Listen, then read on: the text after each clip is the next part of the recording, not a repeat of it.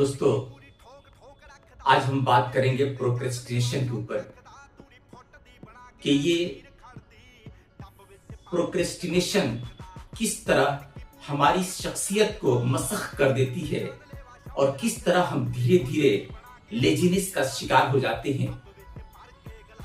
पहले तो हमारे अंदर इनकारियत का सिलसिला पैदा होता है।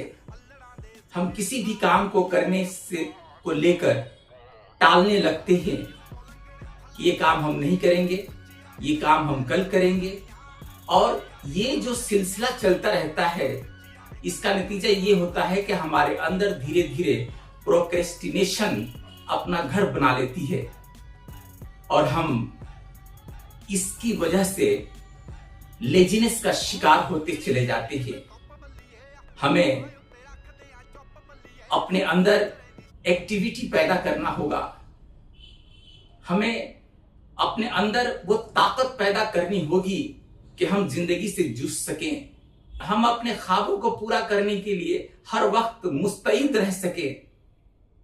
जब तक हमारे अंदर मुस्तैदी नहीं आती है, जब तक हमारे अंदर ताकत पैदा नहीं होती है, जब तक हमारे अंदर यकीन का फुकदान खत्म नहीं होता है, तब तक हम आगे नहीं बढ़ सकते हैं। दोस्तों, प्रोक्रेस्टिनेशन से बचें, लेजीनेस से दूर रहें। जिंदगी को अच्छी तरह गुजारने के लिए अपने अंदर एक्टिविटी पैदा करें और हर मसले से निपटने के लिए हमेशा तैयार रहें। याद रखें, जिंदगी फूलों का सेज नहीं है कि आप आए और आपको यहां सब कुछ मिल जाएगा। आपको भी आगे बढ़ने के लिए जिद्दोजहद करना है, तभी आपकी जिंदगी कामयाब हो सकती है, तभी आप अपनी तयशुदा मंजिल की तरफ बढ़ सकते हैं। शुक्रिया दोस्तों, फिर मिलते हैं किसी दूसरी वीडियो में। तब तक के लिए खुदा हाफिज।